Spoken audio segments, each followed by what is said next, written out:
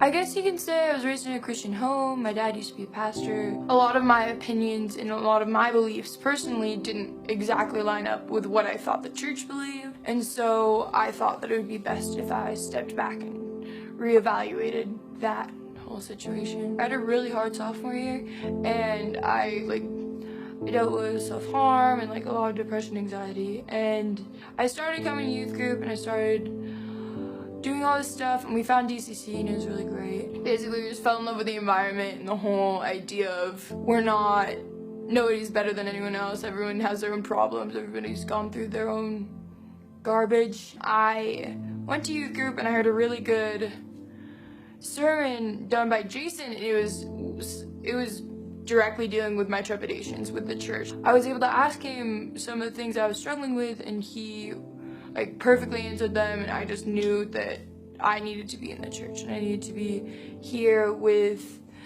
these really great people that watch the shows that I watch, and I don't know, it was really positive, and I think that coming to the church made me more positive, which is great.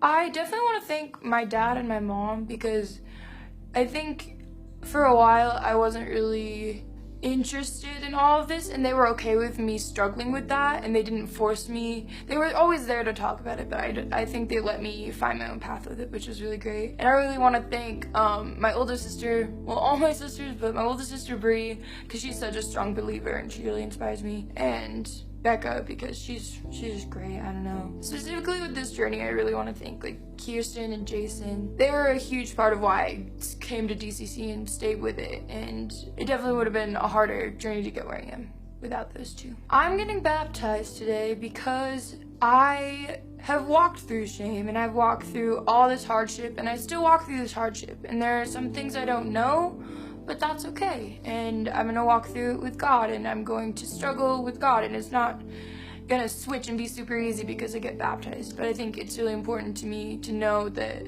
He'll be there, and He is there now, but He'll be there with me through all of this, and I am leaving all this garbage behind, and that's really great.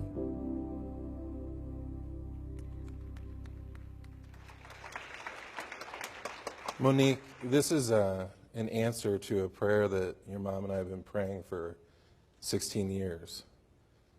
And I think, our experience has been that we had religion kind of force-fed to us when we were growing up. And we never wanted to do that to you or your sisters.